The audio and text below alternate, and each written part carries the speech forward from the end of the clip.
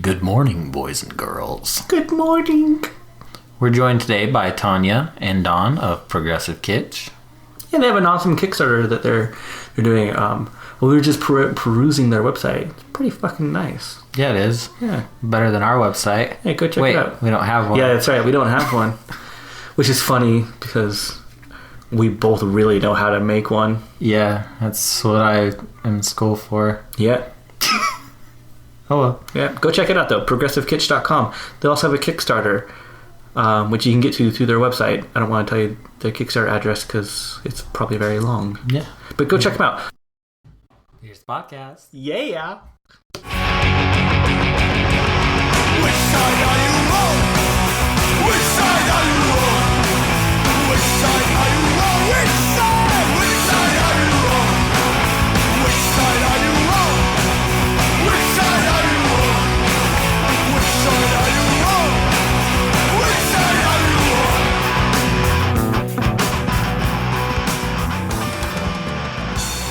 Hey, I have to warn you guys. Dawn, you already know about this, but I live in a tiny house with no interior doors for reasons that I don't understand. I don't know why you'd build a house with no doors, but that's where we are. I have a lot of animals.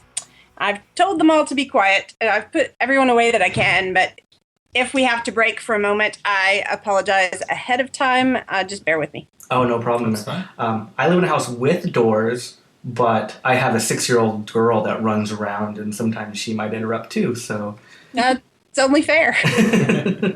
So are we recording right from the get-go? we are currently recording right now. Sweet. Yeah. Yay. We like to jump right in and just get things moving. Why not? Why That's not right. indeed? So I ran across your guys' Kickstarter page. So tell me what you guys are trying to do with that. Well, do you want what we're trying to do with the podcast or what we hope to accomplish with the Kickstarter project or both? How about both? All right, Dawn, you want to take the first part of that? With the Kickstarter? Or the podcast part? The podcast. Do the podcast first. What are you aiming for with Progressive Kitch? Yeah, I think that the idea is to have a forum for food revolutionaries to come together and compare notes. One of our primary goals is to raise awareness about how fucked up our food system in this country is. If enough people are aware of what is going on and why it's a problem, and if we're all in more or less agreement about what needs to be done to fix it, then we can fix it and we can overhaul this whole bad system. And we think that Progressive Kitch can be a really significant first step towards making things a lot better than they are. Another thing that keeps coming up, a lot of folks that have really positive, progressive views of the world in general and want to work towards, goals about climate change or social justice or,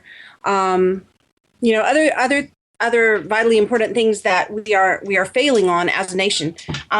Food often gets an exemption.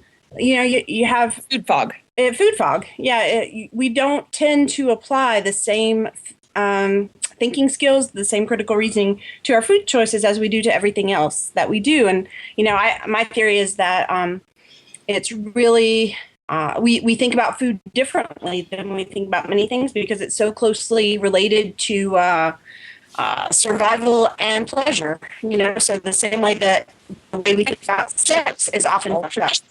I'm sorry, Don?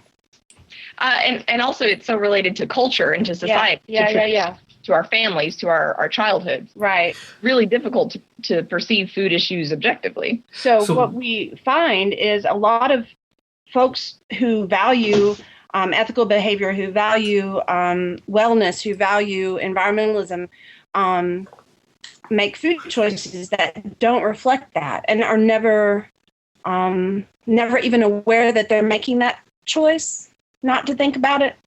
So I think that just by shining a light on some of those things, we can help people kind of have a format to think it through and maybe apply some better some better choices that do reflect their own values. When you of all guys this. talk about food revolutionaries, that's what, gonna- what do you mean by that? Yeah, there's a lot of. Well, I think what I meant was that there are a lot of people who would create a different food system than the one that we have now. I think that's most people actually. A lot of folks don't understand or are not aware of a lot of the details of our food system in this country. But I think that there are a lot of people who either would change things dramatically if they were aware of all those details, and a lot of people who are aware enough to already want to do things differently. There's no reason for animal torture, for example. That comes to mind first. whether or not you're vegan, like most confirmed meat eaters I know don't support animal torture, or they do support it, but they don't realize they're supporting it. They don't advocate for it, So are you guys seeking like the abolition of the use of animals, or just a more humane approach towards I animals? think that Those are all on the same continuum. I think that if you recognize that the way we're doing things food-wise in this country is not working, we can disagree about a whole lot of things and still find some common ground and talk about the rest. So Dawn and I are vegan, happily, joyfully. We advocate it. We encourage anyone to walk with us down that path. That said, I was older than I like to admit before I made that leap, and quote unquote organic, free range, humane. I'm doing big air quotes. You can't see it right now, but that was a gateway food for me. I didn't always think about food the way that I do now, and I think that there is some real value in not alienating people that are just starting to think about these issues. I don't have to agree with them. I can say, well, I see it differently. Let's find our common ground. Like we agree, for example, that factory farming is a bad idea. Let's work in that, and let's keep talking about why it looks differently. So you're looking at finding that common starting point and pushing the way forward. Yeah. So let's put you on the spot. How old were you when you made that choice to go vegan? I was 38. I'm 41 now. So what pushed you finally to make that choice? Well, I go pretty. We go pretty in depth. If you want the long version, you can listen to our inaugural episode. It's online only right now. We're working on the subscribability factor. But basically, I had been somewhere on the veg path off and on for about 15 years, and that was usually ovo-lacto vegetarian with some pescatarian dabblings. And I got on a reading tear, and there was a lot I didn't know, and I felt that same defensiveness if anyone brought it up to me that you encounter a lot with folks who are still eating a standard American diet and just don't want to hear, don't want to know. Mm-hmm. And I guess at some point I had realized that what I thought was the best idea wasn't what I was doing. Like I was vegan in my head, but not in my actions. And that had already started to feel bad to me. And I started having some health problems related to inflammation that I knew that dairy was likely a trigger for. And I was like, well, okay, that's my body saying it's time to try it. And so I set myself my own personal 30-day vegan challenge, where I said, okay, I was really scared to do it. I was a heavy user of the cow juice. I did not know that I could live without cheese. If anyone's listening, you can totally live without cheese. I mean, it's like I was 2 weeks in, and I was amazed that it had taken me so long. I mean, I felt so good. Like physically, I felt good. I had more energy. I was sleeping better. My skin was better. I didn't need my after work nap. All that stuff, that's so common when people go vegan. And even better than that, you guys eat vegan. Am I right about that? Yeah. Yes. So, I've been vegan. Oh my God, almost 20 years, and Jordan's going on like 15. Remember teens, yeah. So you guys know, but listeners might not. It feels so good when you're doing what you think is the best idea. Gandhi, one of my favorite Gandhi quotes is, something to the effect, I'm probably butchering it, but something to the effect that happiness is when what you think, what you say, and what you do are in alignment. And I found that to be very true. And 2 weeks in, I knew I was not going back. I'm going to eat like this till I die of old age. And I encourage anyone to give it a try if you haven't.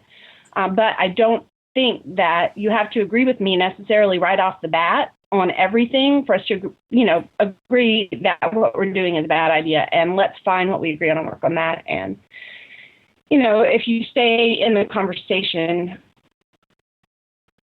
and identify with a group that values, compassion and values environmentalism and values putting your money where your mouth is, literally, when it comes to your grocery dollar, I think that the evolution towards vegan eating becomes much more likely.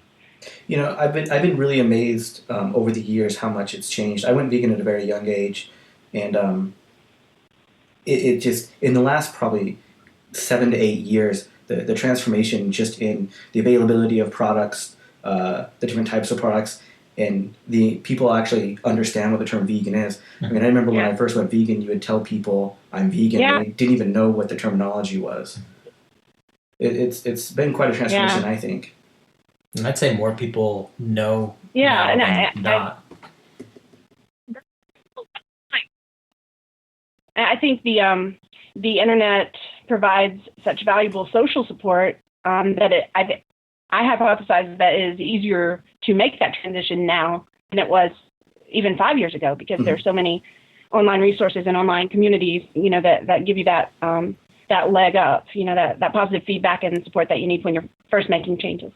So what are you guys going to be providing to help have people make the choice to go vegan? Information is a big part of it. I think a lot of people know, say that it's good to incorporate leafy greens into your diet, but I think a lot of people don't know that they're great sources of iron and calcium, or what to do with them. What do you do with the kale once you bring it home? I live in a place where I'm in the bacon belt in the rural South. I'm not tickled about it, but that's where I'm at. And so there are, like, the norm here is not to be able to identify kale. I didn't realize that you could eat kale until a couple years ago. I thought that it was purely for garnish. It was an inedible green. That's wrong. I didn't even try kale for the first time until like 6 months ago, and I'm the exact same way. And like you said, we've been vegan a long time. So well, I would classify myself as a junk food vegan right now. I'm not necessarily proud of the fact, but you should listen to our podcast, man. We can help you with all of that. I feel like I grew up most of my childhood. I mean, I went vegan at 11, and I grew up most of my childhood almost on strict only, greens and produce. And so now that I can buy you have options. Mega Oreos, which are like triple stuffed Oreos that are vegan, you're like, oh my God. Like, I know it's killing me, but it's not killing any animals, so it's only killing you. Yeah, and I'm making that choice right now. And then I'll make a kale smoothie and kind of try to flush some of it out. Yeah, so that's part of it. We are both pretty enthusiastic, and like sometimes I think accomplished. More often than not, I feel like pretty accomplished cook. And so I think we can help. Again, whether someone is going all the way vegan, which we totally embrace and support and encourage, or just wants a more plant-centered diet, or a healthier diet, or made from scratch diet. Yeah. More whole foods and organic, et cetera, et cetera. So there's a cooking component to what we can offer. We also, there's a lot of policy stuff that we need to talk about as a citizenry of a republic. There is no good excuse for us to have a subsidy system that makes a pound of full-fat ground beef cheaper than a head of broccoli. Amen. That is a deliberate problem that we are causing for poor people in this country. All our top killers, hugely mediated by diet. If you watch the poor suffer from those problems more than other folks. Yeah, there's a reason that I'm living in not only the bacon belt but the stroke belt. Yep. go together, and we do it on purpose. We could stop subsidizing crap food, Or if we had a competent regulatory system. Yeah, that'd be great. Doing this. There are so many steps along the way where we could be doing things better than we are. Yeah, we have a non-regulatory system. We have more food recalls for foodborne pathogens than any other first world country. We have zero regulation of agricultural antibiotic use. I don't know if you guys follow that kind of thing, but the Supreme Court basically bitch slapped the FDA late last year, I think November of 2012, if I recall correctly, for not doing their job. They're not regulating, and it's an escalating problem with global ramifications. We're looking at an age of no antibiotics. 80% of the antibiotics in the United States are used by animal ag producers so that they can cram a zillion miserable animals into, the tiniest amount of space in filthy conditions and make the most profit per square inch. That is not worth anything, for one thing, but included in the things it's not worth is creating an era of medicine without antibiotics. So how do you suggest combating the U.S. pharmaceutical companies, which have some of the strongest lobbying firms in the United States, when that's really what you talk about when you're talking about eliminating subsidies? Because most of the subsidies go towards just for that reason. Yeah, no, I wouldn't. I don't think that we're going to get to a point of no subsidies, or at least. Well, I don't know about that. I think part of the problem is a democracy problem. Yeah. Part of this is about public good. What is in the public interest? And public interests are not being served by lobbyists and by the agencies that they staff, that are supposedly, whose sole purpose is to work for the public interest. So yeah, I think that is a goal.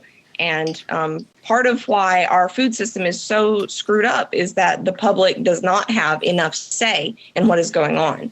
We didn't choose this food culture. I didn't choose this. I didn't vote for it. No, not at all. And I did not vote for Monsanto to legislate for me. Did you guys follow the debacle in Connecticut and Vermont last year, where there were two strongly supported mandatory GMO labeling bills, bipartisan support, greater than 90% voter support, set to pass, and Monsanto basically came and said, well, we'll sue you if you do. You can't make a law like that. And they were scared of Monsanto's, lawsuits and bully pulpit. I think there's a huge support for labeling foods as GMO. Yeah. I mean, there's also a lot of support for not torturing the animals that we eat. There's a huge support for not subsidizing bad agriculture. There's a lot of public support for all of this, which is why it's ridiculous that we in a representative democracy that should matter. And I think that, yeah. So there are some things to work on beyond the beyond whether to eat animals or not, though that is definitely a big part of it. But even if you're already vegan, and already know how to cook as well as you ever want to with kale or eggplant or Oreos or whatever. Even if you're already very happily ensconced in a vegan paradigm, I think there's a lot of things that fly under the radar, even for well-informed vegans, that we need to pay attention to.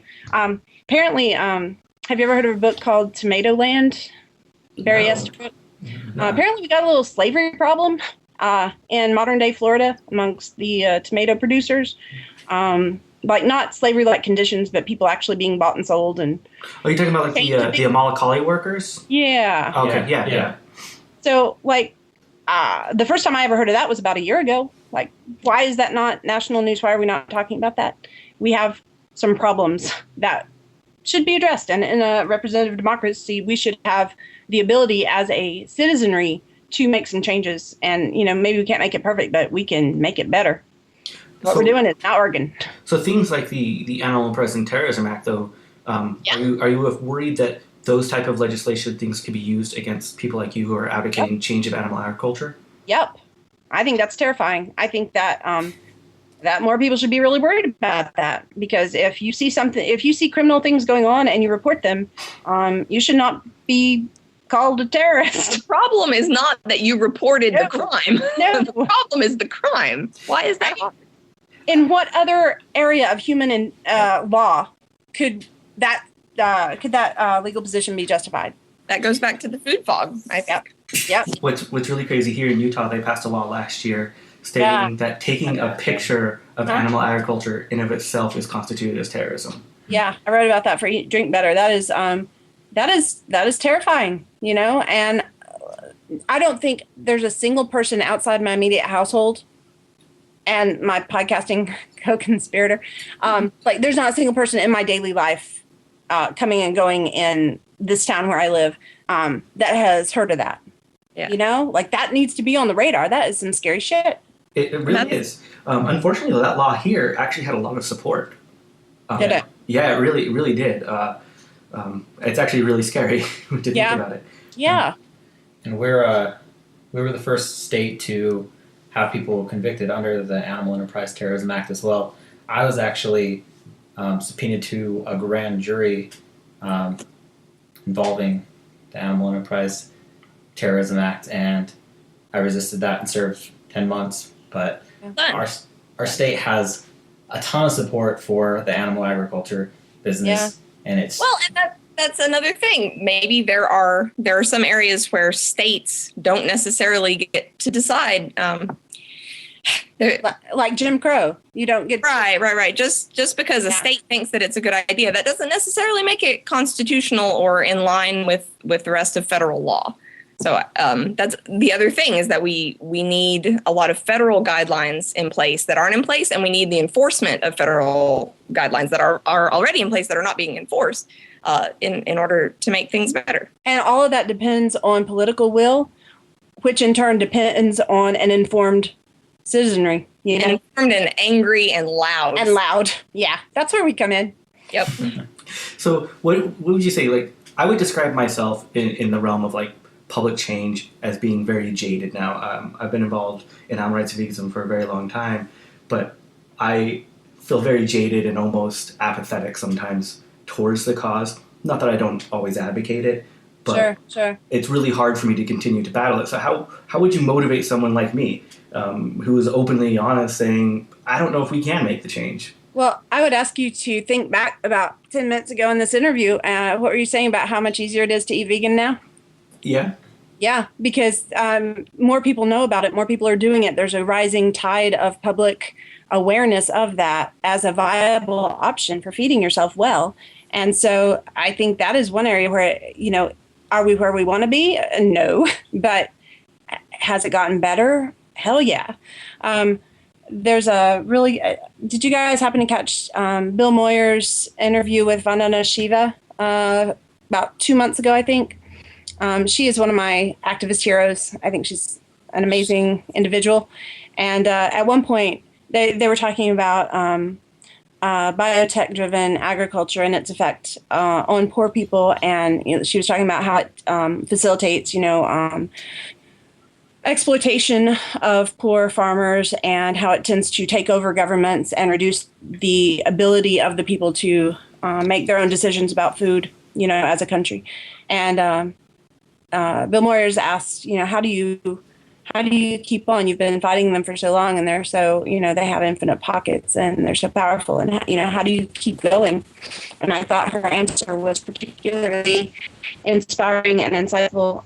Again, this is not a direct quote, I'm paraphrasing, but she said basically, our moral obligation is to decide what is the right thing to do and then do that. It's not the outcome. It's that I did the best I could to do what was the right thing for me to do. And I will keep doing it until I die, because it's not the outcome you have to measure. It's not whether you win or not. It's what was the right thing to do. And you never know whether you're going to win if you don't get a horse into the fight. If you don't make that effort, if you don't see what the best you can do is, then right, you'll never know. Right. I totally agree, but it's fucking hard. Yeah. Yeah. I just be honest, it's just really hard. watched multiple friends go to prison for multiple years for doing nothing almost. Yeah. It's, I watched Jordan, he's my brother-in-law. I watched him go to prison for 10 months just for standing up for his civil liberties. Yeah. All the more reason to keep fighting, though, I would argue. Yeah, totally. I think there are a lot of parallels between any set of social justice movements, which I think the food revolution clearly is. Whether you're talking about treatment of non-human animals, or you're talking about exploitation of poor people, or you're talking about farm worker conditions, pregnant women being sprayed with pesticides, and child labor, the norm rather than the exception.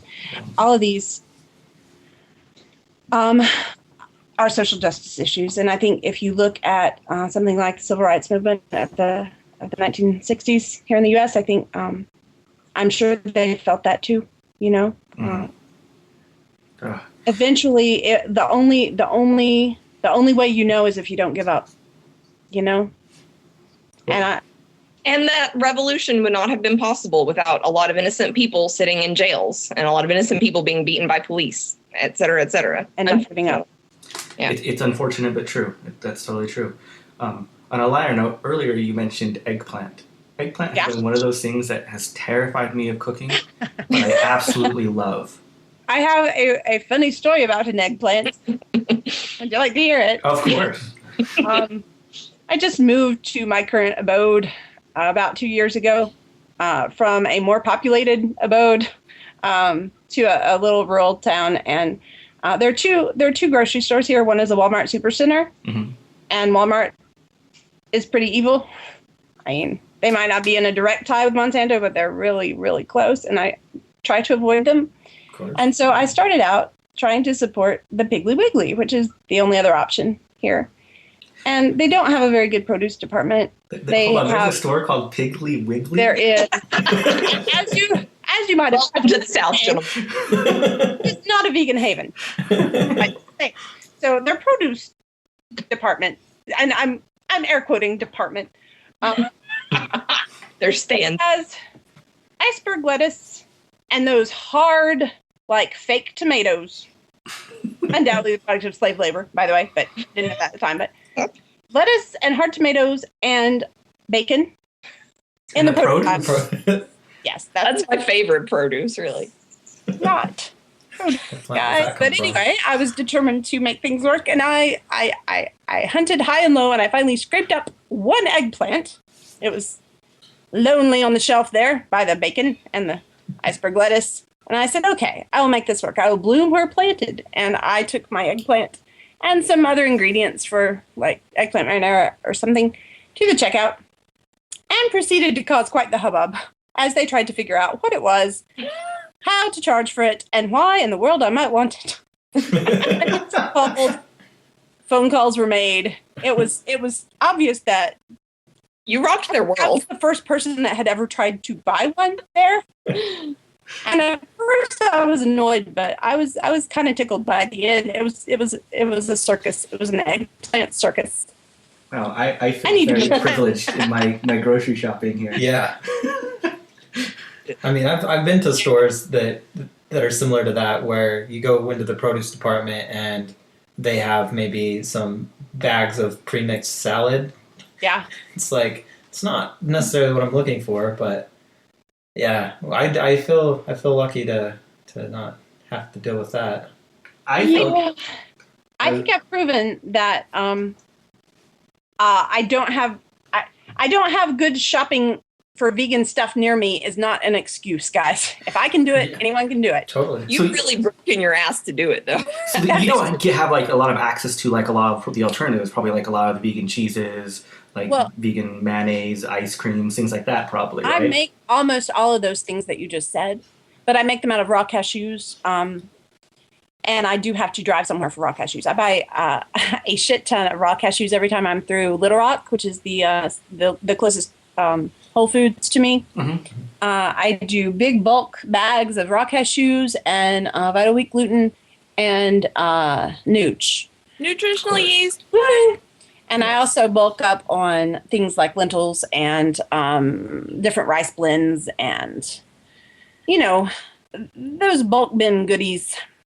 And then I supplement with local, like we do have good farm stands here in season. Mm-hmm. And so like I make it work, but I do buy, like cheese and mayo and sour cream and I forget what else you said, but all that stuff, ice cream, I make that. So how do you make your own mayonnaise, like your own vegan mayo? It's really easy, actually. Yeah. I'm addicted to Vegenaise. Do you have? You need to get vegan on the cheap, like Kathy Robinson, And a blender. and a blender. Urgent. It's basically raw cashews and let's see, olive oil and lemon juice. I haven't made it in a little bit. Dawn, help me out. What else in there? Cider vinegar. Yeah. And salt and a pinch of cayenne. Would you when you blend it up, it's a little thin at first. You have to let it set for like an hour, but then to me is just like Vegenaise, and it's totally cheap. It's like $1 a serving, or for a jar or whatever. Wow. So, I'll have to try it out. and that's a pretty good cookbook, actually. Vegan on the cheap. I've seen it like 100 times. Yeah, and I just never bought it. Yeah. I use it mainly for staples. Like she's got a good recipe for pepperoni and cutlets and mayo and cheapamole with frozen peas instead of avocados. I'd have to say my favorite cutlets come out of Isa Chandra's book. Which one is that one again? Oh, Veganamicon. Veganamicon, yeah.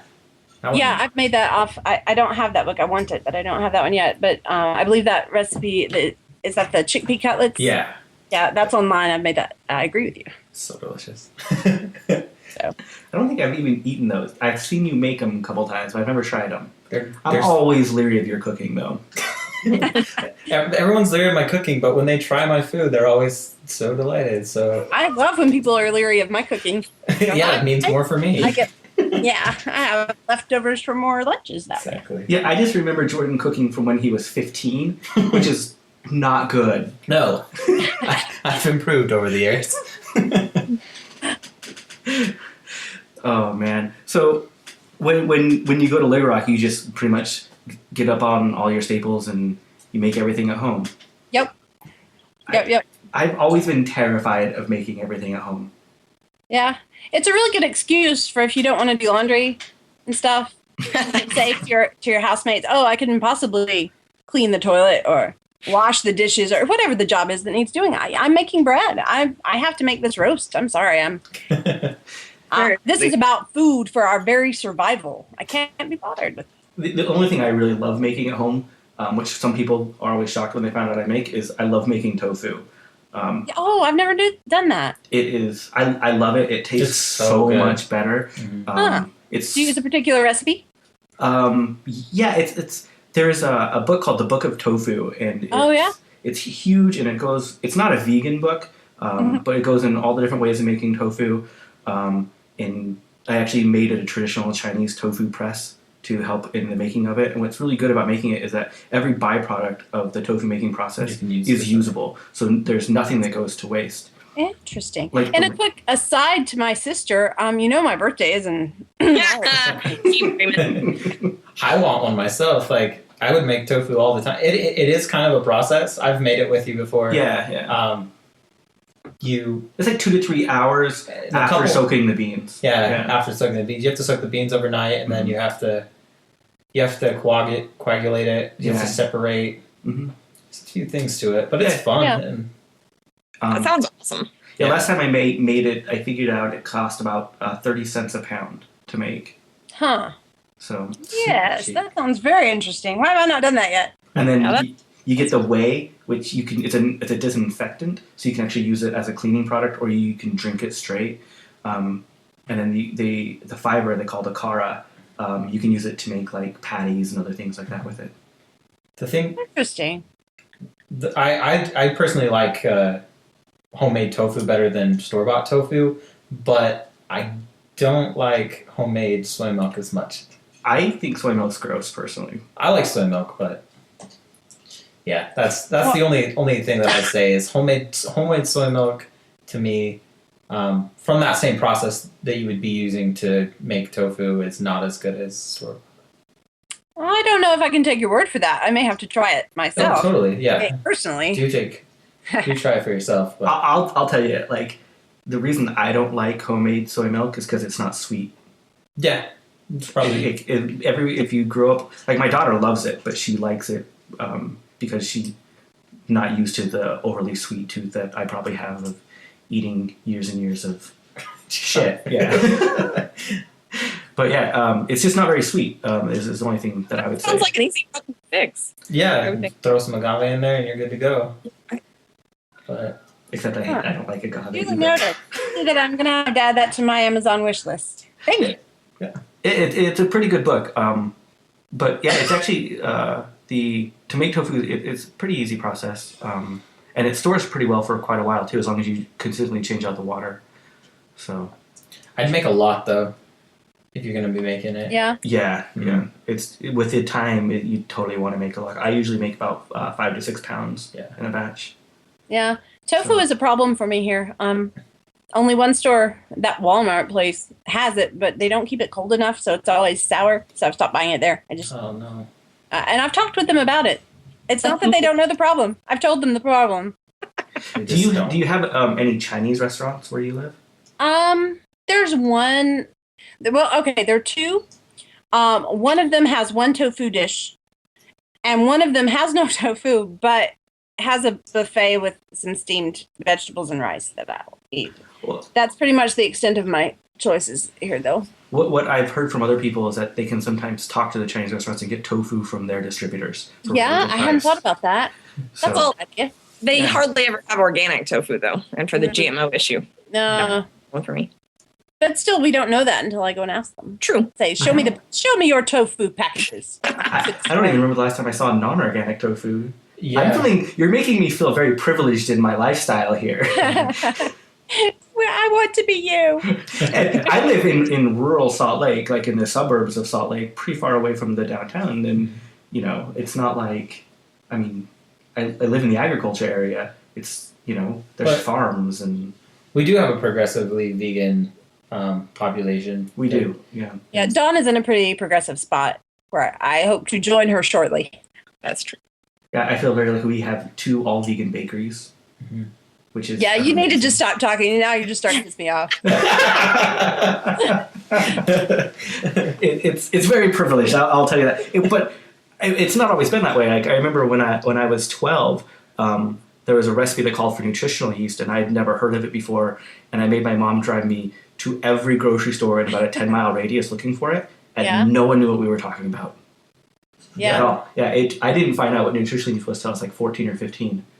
But see, now you can order it online and have it delivered to your house. Yeah, you can.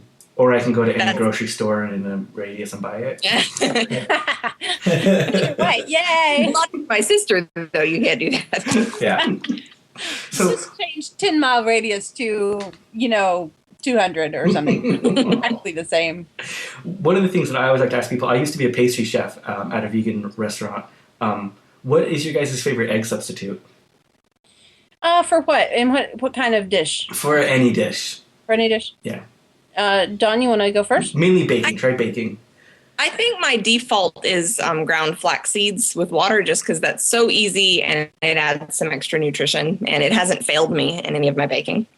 I like that one too, except I have I have a blender now that won't grind flax seeds. I got a Ninja, and I like it for some things, but it doesn't grind flax seeds. And my spice grinder makes them taste like coffee, and so I don't have a separate spice grinder for flax seeds. Also, interesting note. Mortar and pestles don't grind flax seeds. Don't try it. It makes a mess. I have actually tried that. It does not work. I'm sorry. I didn't reach you in time. No, that's a bad idea. So that has gotten more tricky for me lately. I really like the eggless binder powder from veganbaking.net. It's I haven't made it in a while because it makes up a big batch, like 2 full 16-ounce bell jars. Mm-hmm. It lasts forever. I believe it is it's guar gum or xanthan gum and arrowroot powder and something else. Yeah. I don't remember, but I bet it's chickpea flour. It's all dry ingredients. It makes up a huge batch, and it works better than energy. egg replacer powder. You just mix it up with water, and it gets like all foamy and goopy, and I have no complaints with that. I've always had really bad results with energy. Yeah. I have not used it in years because of it. Yeah. So when you use the flax seeds, do you guys grind the flax seeds up and then add water to them? Yeah, it's a tablespoon of ground flax seeds to 3 tablespoons of water, and you let it sit for 10 minutes. Okay, because I do something very similar. This is how what we used to do at the restaurant. It was a 4-to-1 water ratio of flaxseed, but we blend it all together in a blender. So instead of the 3-to-1 ratio, and I've gotten better results by blending it in the water instead of adding it to the water. As long as you have a powerful enough blender. Cool. Powerful blenders go a long way towards. They really do. Yeah. But then what my actual staple, since I don't like having to make that all the time, is just straight cornstarch. Yeah, it's the same thing. I mean, it's not the same thing that's in energy. Obviously, energy has different types of starches: potato starch, chickpeas, everything else. But it all works the same. It's a starch. It binds things. Chia seeds also true. are pretty good. You don't have to blend them first or grind them. It just sometimes it makes things need a little more cooking time because of the way they hold moisture. But they are goopy and bindy. They look like it. I've seen them in kombucha bottles. I've yet to try them, but they remind me a lot of like flax that you just left sitting in water. It's got that goopy. They do function a lot like flax seeds, except you don't have to grind them, and they have a very neutral taste. Like no matter how much chia you put in something, you won't taste it. But I don't like the texture of the chia for a lot of things. It's a lot slimier. It is quite slimy. Yeah, like eggs, for example. Right. I've never tried the chia seeds. They've always weirded me out a little bit. And you guys are not making me want to try them. No, they're great in a lot of things.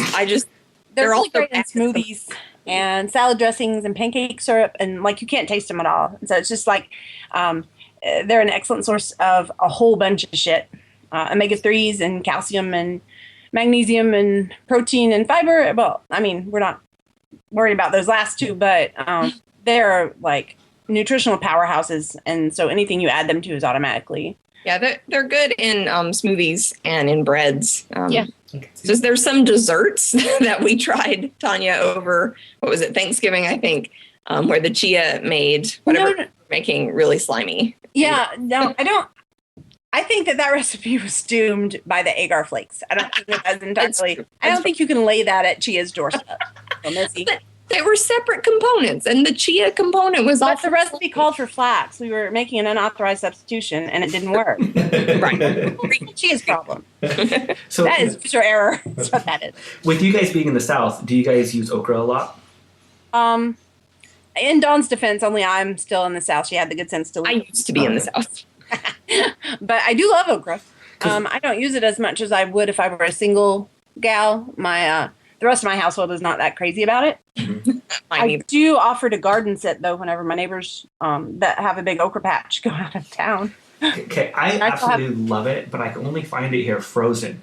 Oh, yeah? Do you have any, suggestions on help of how to actually prepare it coming from frozen so you don't get necessarily that horrendous slimy factor? Yeah, well, I mean, it is okra.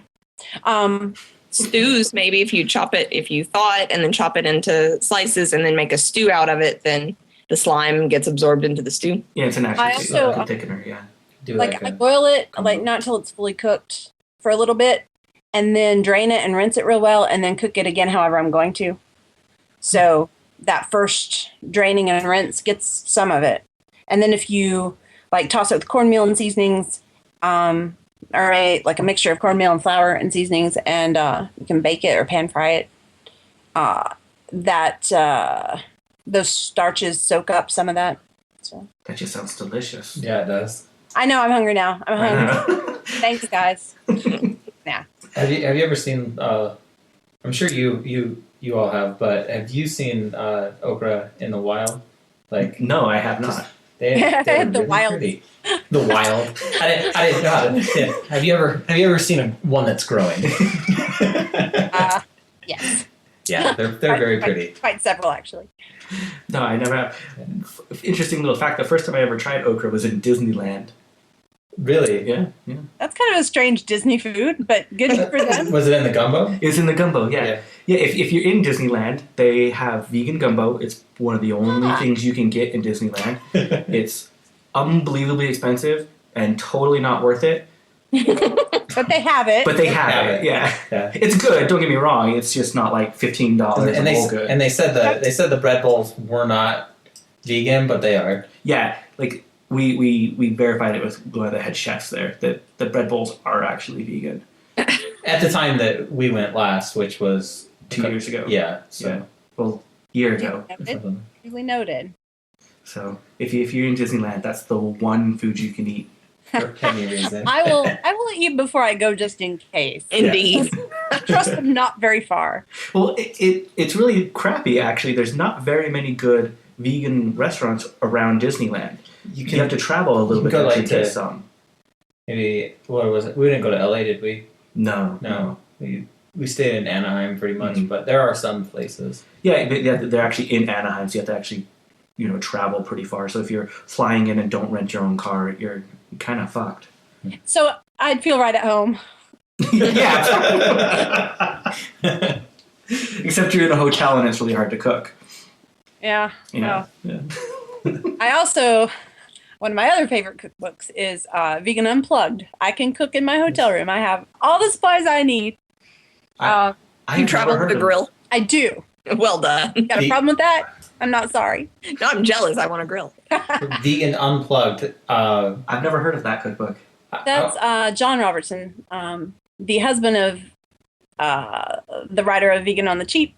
It's basically like disaster preparedness, vegan style.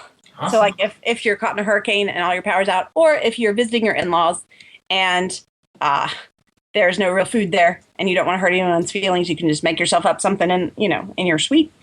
Or if you're, car camping or hotel traveling and want to eat well without spending a lot in hard to find vegan restaurants, it's everything you need to do that. And all the recipes are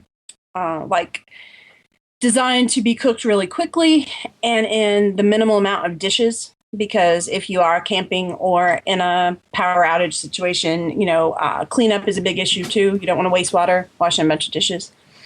And so some of them, there's a little bit of prep. So it's not that they're all really fast, but they all cook in 15 minutes or less, and mostly in one pot. And with easy to store non-perishable ingredients.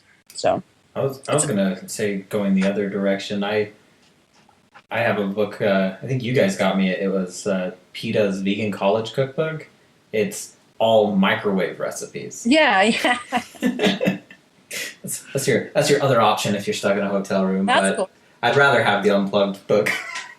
I like it. I mean, I cook some things from it even when I'm not unplugged, just because they're good. Yeah. And lots of times after work, 15 minutes sounds like a long time to wait till dinner.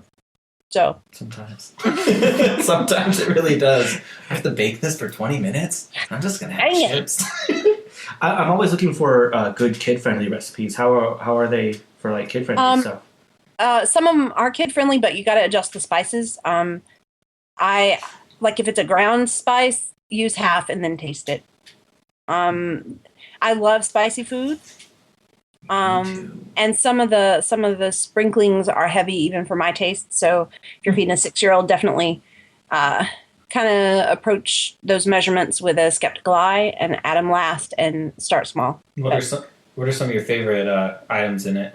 Some mosadillas, which is like as the name implies, it's flour tortillas, quesadilla style, but with Indian type stuffings. That's one in particular where watch the spices. There's a little too much of all the ground ones listed for my taste, so I cut them in half or so. But that's a really good recipe with like some spicy chutney or something on the side. And there's also a pretty good and easy. There are several different kinds of like salads from pantry ingredients, or like stuff with couscous, which cooks really quickly. And I don't remember the titles of things now because And also the one, the chocolate, right, with the beans. Yeah, actually, that was a different cookbook though. That was from Vegan Sandwiches Save the Day. Are you sure? Cookbooks. Yeah, cookbooks are awesome. I have a phobia. This sounds really bad. I have a phobia of vegan cookbooks. Yeah. When I was a teenager and I got a whole bunch of them, they all tasted horrible to me, and so I've really shied away from vegan cookbooks for a long time. That's something that it weirds me out too. You open up a cookbook, and I think it scares people away sometimes when you open it up and you see things like arrowroot flour, chickpea flour, stuff that just is unfamiliar to even somebody who is a normal chef, and then you open up another thing that just says, I don't know, but like flour and chicken, they're like, they'll just flour the chicken. That sounds easier to me. Yeah. Well, fight it. Yeah, no, I know, but I just no. There's definitely there are some newbies or like easy weekday, kind of cooks. The chocolate spread that Dawn was talking about, really excellent cookbook. I even think it's good for new cooks if they are adventurous new vegan cooks, because the outcome is consistently delicious. But there's a certain amount of, you have to be willing to try some new things in some cookbooks and not be scared. Don't be afraid. It's good. And you have the internet. You can just order all that. Maca powder or arrowroot or whatever is scary. You don't have to. Don't sweat it. Just Amazon.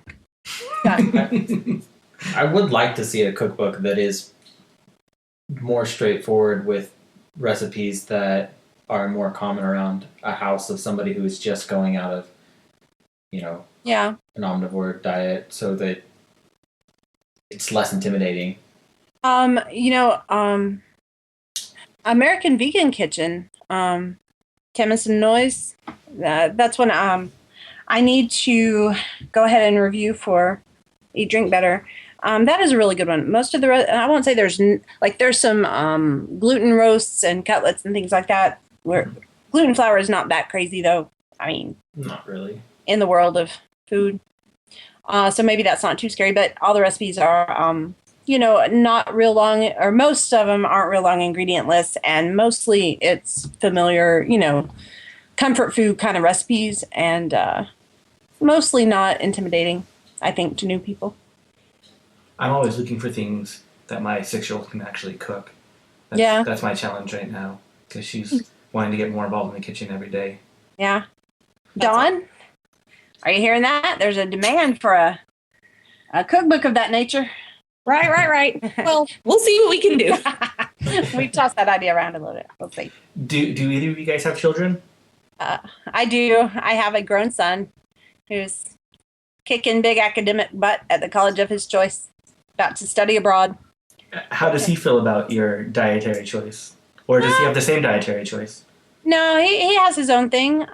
I will tell you, he eats a ton better than most 20-year-olds. He's not straight up vegan. I didn't really come to seeing things the way I do till he was a teenager. Mm-hmm. So, we're work in progress. He reads food labels. Don't even try to offer him a hot dog. Totally gross him out. So, yeah, he's coming along. I think he likes for other people to cook for him also. That's the way to solve it. It's always cook. So what advice would you have for someone raising a teenager who's going through that and making that choice? Do you mean someone who is making that choice and also raising a teenager, or someone who's raising a teenager making that choice? Both, actually. Both? I like how you said that.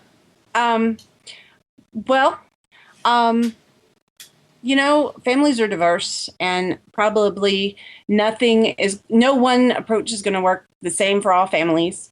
If you are going vegan and you have a teenage child, I think that, so much depends on the personalities and the relationships. But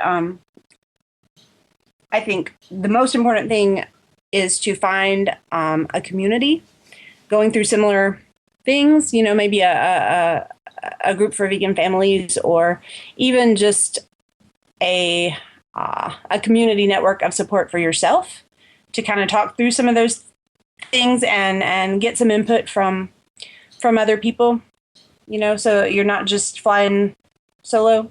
There are also a lot of really good internet resources out there. Colleen Patrick Goudreau has a wonderful podcast episode about that very thing.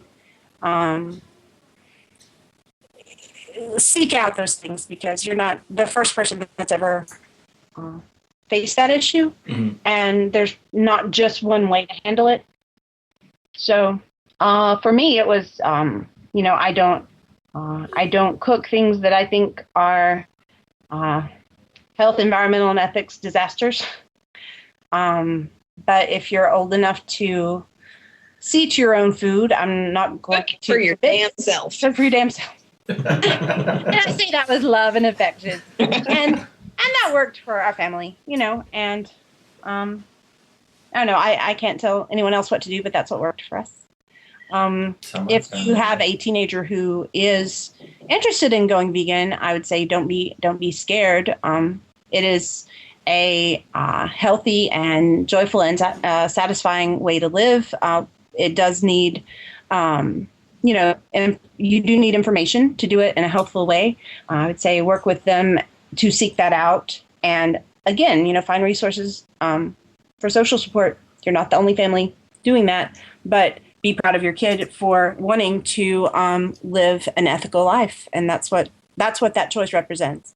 And there is a way to do it healthfully. And, you just need to access that information either, if there are meetup groups near you for vegan families, or online, access that information. It's a good, healthy way to live if you, put the time into doing it healthfully. I wish when I went vegan there was resources more for my parents. Yeah. Because I was 11 when I went completely vegan, and it was really scary for them. They didn't really know what's going on. So I really wish it was there. I liked it because it gave me skills in the kitchen. When they say cook for your damn self, it gave me the skills, so now I can cook. So how has your guys' Kickstarter state campaign been going, and do you have any words of advice for people doing it? We're looking at doing our own Kickstarter to help get our studio more equipped. How has that been going for you guys? Well, Mixed bag. mixed bag. For the most part, wonderfully, I think, though. Yeah, we had a tremendous initial response, and went right to, 80% Mm-hmm. of our goal, like within the first few days. And we were like, oh, this is so cool. There's an enthusiasm for this idea, Mm-hmm. And then we actually met our funding goal, and went, yay! And we started putting sound things, equipment, whatnot, in our carts. And we had 2 people back out. Oh. And so I don't know. Not so much as a buy your leave. The thing, so that could be nothing at all to do with us. It's a tight economy, and maybe people just realized they couldn't afford it or whatnot. Or we could have said something that offended them on one of our first 2 episodes, which, we're likely to do again. We're really highly likely to offend. If it wasn't a good match, we totally forgive them. I don't want people sporting things they don't like, but it might have had nothing to do with us. But anyway, it was a little bit of a disappointment. We had to take things out of our carts. It was very sad. But we're doing it. Funded or not funded, the issue is how high our quality will be when we do it. Mm-hmm. This boat is leaving the dock. So what kind of equipment are you guys looking at getting, if I can ask? I'm only asking mainly because we're looking at very similar things right now. We would like such equipment as will make it sound like we're not recording from inside a tin can. From our garages. We have very high standards. No tin cans. Okay. That's similar to us. Yeah, that's probably on the same line. Just the internal. I can tell you. I can't tell you what was in the cart because I put it back. But basically, the issue is directional mics with headphones with a fixed position so that it's always the same distance from your voice, and there are different qualities of editing software. And we also have a website that we put some time into, and we need some. We are not tech goddesses yet. We're getting closer by force of not being able to ask anyone for help. There are some, I write for Eat, Drink Better, and have seen firsthand the sort of acts perpetrated on sites that talk about, especially that whole GMO thing. You would not believe some of the troll activity. But you should go check it out because it's hilarious. Well, that's just the stuff that got through. There's worse. There's you would not believe some of the comments I mark as spam that I trace by their IP address to agribusiness trade organizations or Monsanto's office complex in St. Louis. I see you. I know who you are. You think they'd be smart about that? Yeah. It's not too hard to get an IP blocker going. Yeah. Hey, don't tell them that, please. No, but we want to make sure that our site security is primo because we're likely to draw fire by speaking truth, and we're not sorry. But we'd rather not be hacked. Yeah. Once we are hacked, we would like it to be put back together. And so there's that. I was going to say, I only know firsthand how much security you need on those things. I've had my name, my address, my parents' address published in Fur Trader publications. I know Jordan has also. Yeah. Yeah. It's just what it That's is. exactly the kind of thing that we would like to avoid. Yeah. But So our Kickstarter project has 2 weeks left. I think we're at 14 days. Dawn, is that right? Sounds right. 14 or 15. And we're really close. We're like 82%, I think. We just need like 2 backers. Or 3, possibly 3, depending on how tight the economy is for them where they live. But we're so close. So how can people get in contact with you? What's your... You can find our website at progressivekitch.com. You can email us at progressivekitch@gmail.com. Is your podcast, you said your podcast is live right now?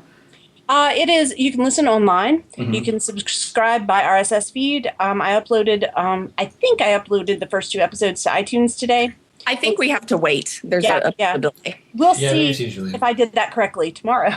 Yeah, so once they approve the RSS feed, it can take anywhere from 2 to 24 hours for each new episode to go up.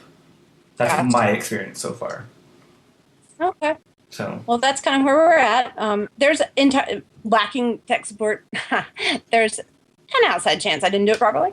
So join us in the suspenseful wait to see if our podcast appears on iTunes within the next little bit. But right now you can subscribe either by email notification at progressivekitch.com or by RSS feed there. You can also like us on Facebook Please. and follow us on Twitter. Yes, we're Progress Kitch on Twitter. Well, it's been a lot of fun. I always love talking about vegan food. It's always makes you hungry.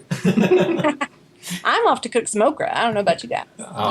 I ate masaman right before we came on, so but I'm still hungry now. Well, thank you so much for having us on. We've enjoyed it, or I've enjoyed it. I can't speak for. It's been good times. Oh well, thank you guys. And we will post this. This one will go live next Sunday. Mm-hmm. Wonderful. So, yes. Great. Thank you. And you guys have a great rest of the day, all right? You too. Thank you. Thanks, guys. Bye. Take care. Bye. Bam! Bam. This is Emerald Live. This is what? Just kidding. What did you say?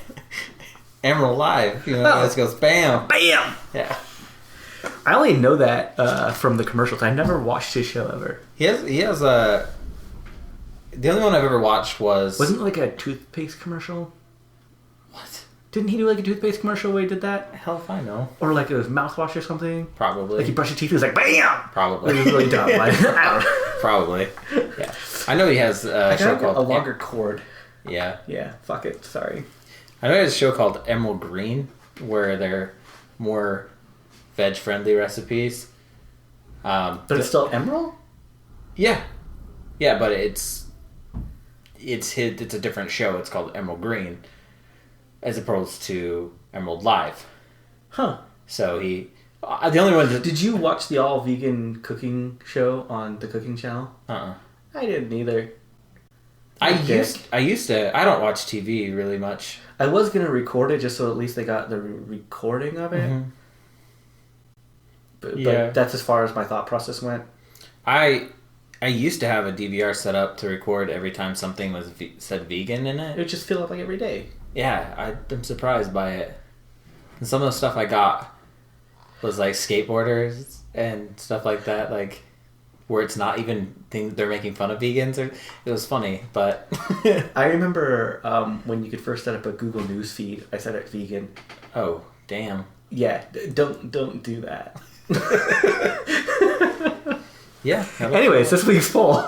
This week's poll is, what's your favorite GPS-based game? Okay, I gotta admit, I only knew like what two of these were. Well, two of them really were, which is geocaching and letterboxing. I didn't really know about the other ones. Waymarking comes from the same family as geocaching. Waymarking is pretty much just locations that you go to, and you don't have to find anything there. They're cool locations. For example, say there was a like a cool stone that was embedded into a rock that was like a different color than the rest of the rock, and yes, someone wrote Foursquare, but I'm making fun of you, person. But yeah, so it just tells you the GPS location for said place. Yeah. Now, Zombie Run, somebody else wrote on there. I didn't know. I wouldn't call that a game. I thought Zombie Run was developed as a way of actually forcing you to get exercise. I don't know anything. But I could be completely. Maybe I'm thinking of something completely different. I'm not sure. I don't know anything about it. You'll have to tell us. Yeah. Let us know what that is exactly. Ingress is one that a friend of mine showed me.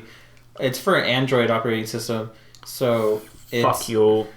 So I don't know how it works, but people are skeptical about it, thinking that Google might be using it for its own. But Google uses everything for nefarious purposes. Yeah, I mean, their whole stance as a company to do no evil or whatever the fuck they call it is just horseshit. Yeah, but that one looks fun. It's basically you have to go and collect certain areas, and there's two teams. Mm-hmm. You choose which team you want to be on, and you try to you literally hold your phone and you walk over like mana or something. I don't know what they call it, but like you would mana. Pretty much is what it is. Like, you know how you would on a game of that type? Yeah. But you do it in the real world. That's interesting. Geocaching, obviously. What I think is funny is that 25% of the respondents wrote geocaching down. Mm-hmm. And 20% said, what? Yeah. The ones that didn't get anything were Terality. I never heard of it. GPS Mission. Never heard of it. Geodashing. Never heard of it.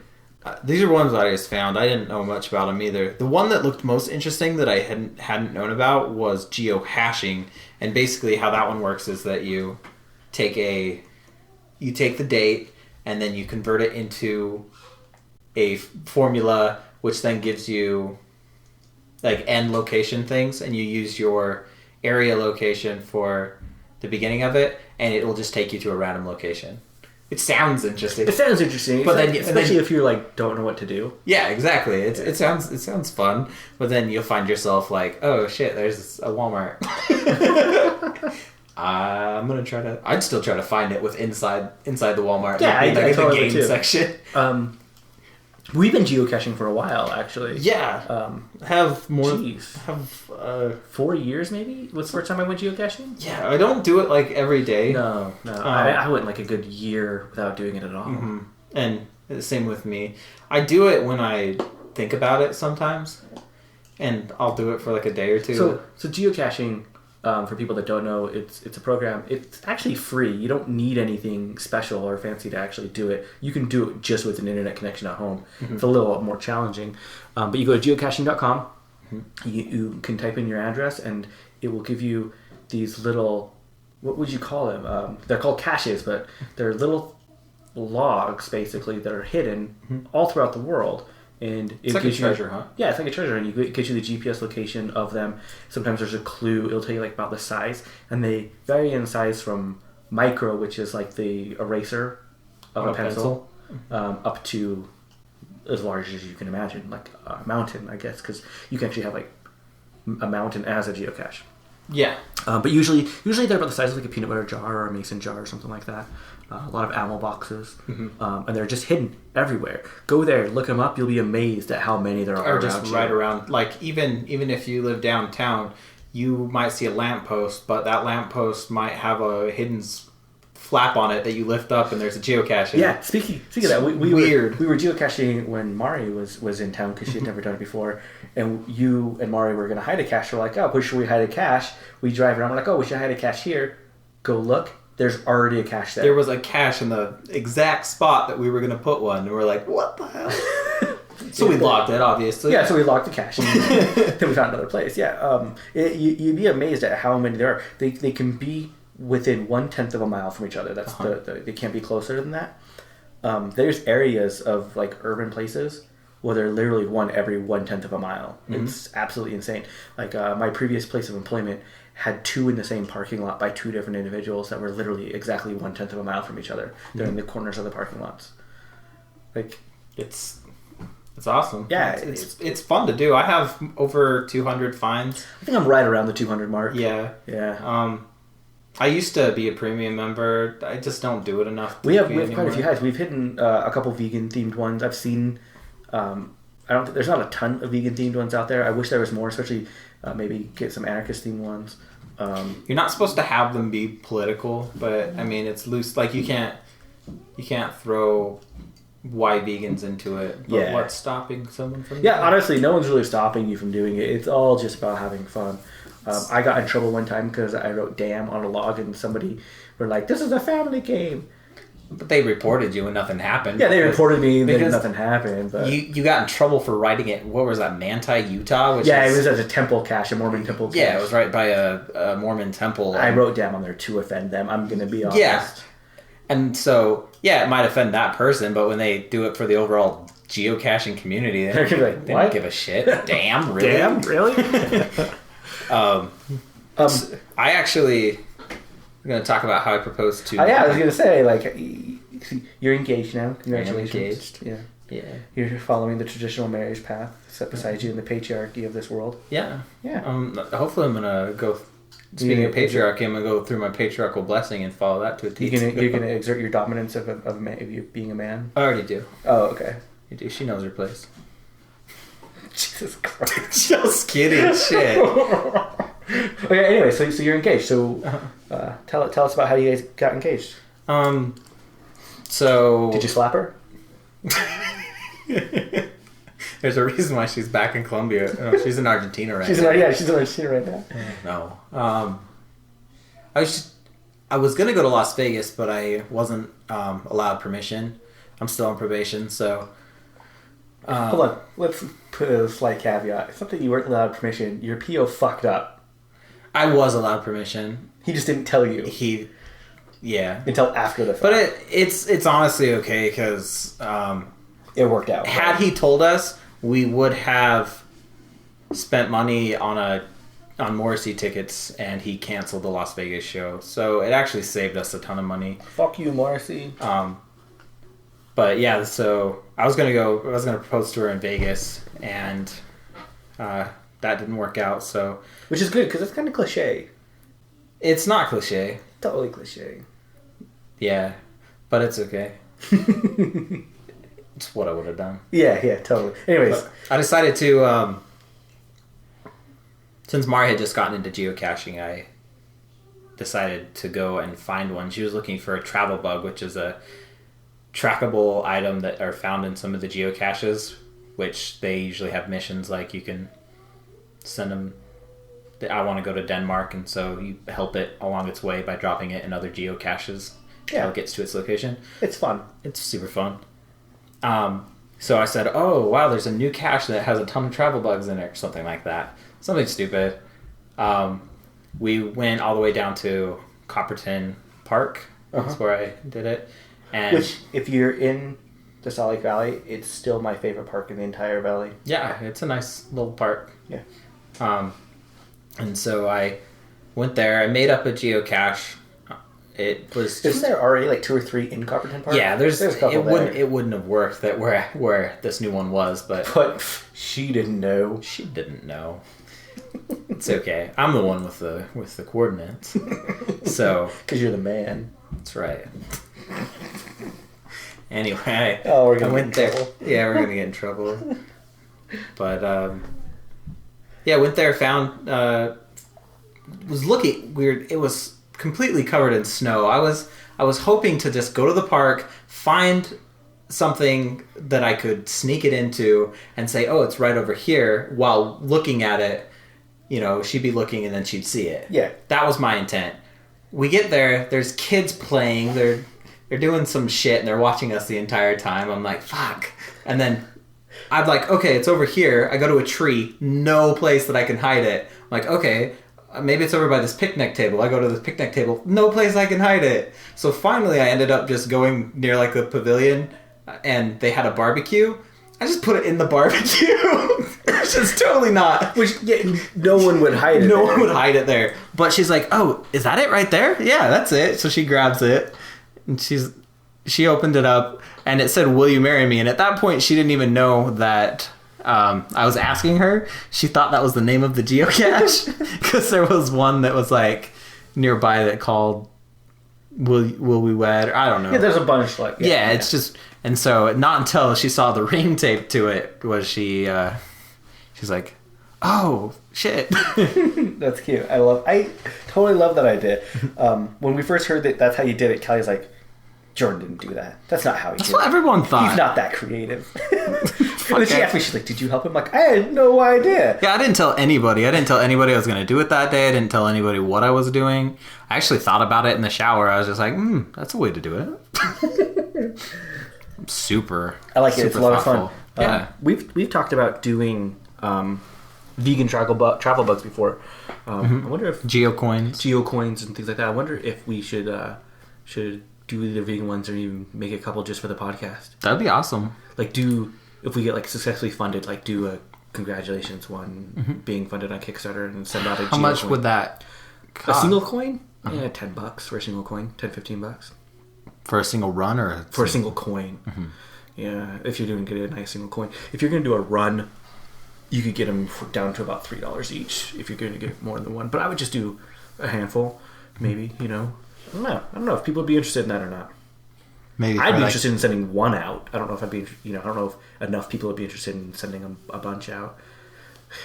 Well, because you could use them like challenge coins too. The geo coins. Which I think challenge coins are cool. Do you know what challenge coins are? I don't. Challenge coins originated in the military, where like a certain unit would get a coin that represents like their individual unit, and you're supposed to keep it with them at all times. And if somebody comes up to you and challenges you about your unit, you're supposed to be able to pull out your coin and prove what unit you're in. And it started. I don't know for sure, so don't correct me if I'm wrong, but there's a good chance I'm wrong on this. But what happened if people in bars would go question you, and if you didn't have your challenge coin, you'd have to buy a round for everyone in the bar. Yeah. And so you'd always have your coin which represented who you were from. So it's very popular in the military, very popular in like firefighters, things like that. It like represents who you're with, basically. Yeah. That's cool. So we could do anarchist challenge coins. Are you a real anarchist?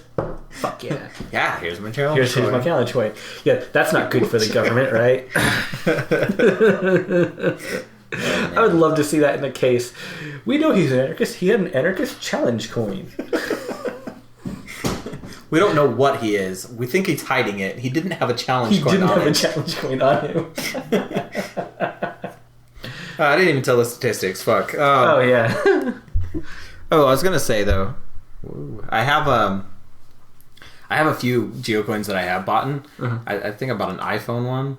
Yeah, you got one for me too. Yeah, I still have that one. I was into geocaching a lot. Like I went to a convention and stuff too. Like, yeah, it's seriously a lot of fun. It's super fun. Yeah, but and really good for kids too. And there's a lot designed just for kids. Yeah. I have an awesome one. I haven't let out any of my coins. When you do, you are always risking possibly never seeing them or getting them back or them just going missing because sometimes people forget to log them. Sometimes people just steal them. Let's be honest. Yeah, sometimes people just steal them because the whole system they is are about being honest, and some people just aren't. Yeah, I mean, because they're cool. Yeah. Like I have one that's a little ghost, and what I want for that mission for that ghost is to actually go to spooky places and have its picture taken with, in spooky places, so like haunted houses and stuff like that, which is totally cool, and then you get to see a whole bunch of cool pictures with it too. Yeah, totally worth it for me. But I just have a feeling it would end up missing at some point. But anyway, statistics. Geocaching, 25%. Waymarking, 10%. And letterboxing, which is 5%. Letterboxing is like stamps, right? Yeah, you go and you stamp, and they have hybrid caches for geocaching. Geocaching and letterboxing and waymarking too. Right? Waymarking is yeah. That's from the same family as geocaching. They do a whole bunch of different things. Geohashing is the one that I was talking about. It has 10%. Capture the flag, which would be super fun to play on a GPS. Super hard. Totally, yeah. I didn't know that there was capture the flag. That'd be playing capture the flag GPS like that would be totally awesome to do with paintballing. Mm-hmm. As long as you get the vegan paintballs. I know that, dickheads. Which they do exist, by the way. They do exist. They're just really expensive. So vegan film also exists, but it's super expensive. Yeah. I wonder how well they freeze. We used to freeze them because we're dicks. Dick move. Geo check pointing? I don't even know what that is. One person knows what that is. But yeah, and then the other ones. Now I know others exist. I want to check them all out. Yeah, me too. Yeah, me too. It's a lot of fun. I mean, it sounds geeky, and dorky, and it is. It is. You're using the satellites to play games, but yeah, it's awesome. What's really fun is when you're really fucking bored and you don't know what to do, but you don't want to be at home watching TV because you're already fat like me. It's good. Like it forces you out. It forces you to do things. We should set up a capture the flag with GPS. I need to figure out how that works because that sounds fun. Yeah, we should totally figure it out because it'd be great to do like out here in the desert. Yeah, totally. I wonder if we could get like a geocaching team. Like a team? What do you mean? Do they do teams? I don't know. Yeah, they do teams, but they're usually under one name. Yeah, like actually, I don't know if we could do it under one name, or maybe like get like a geocaching club of just good vegan anarchists that like to do it, and maybe do a meetup sometime or something. Yeah, it'd be fun. I mean, it'd be a lot of fun. I want to play capture the flag now. Me too. I want to go geocaching again. There was 2 right by our house that we couldn't find. I wanted to find them. I actually just that Vega powder that you gave me. Yeah, the Vega. I'd finished it off, and so I wanted that big huge jar. That's a perfect cache. Yeah, someone had stolen a camel box. I mean, even my entire cache got stolen while I was in prison. It happened. Somebody had stolen the entire camel box, and so I have to replace that. Right now, it's some.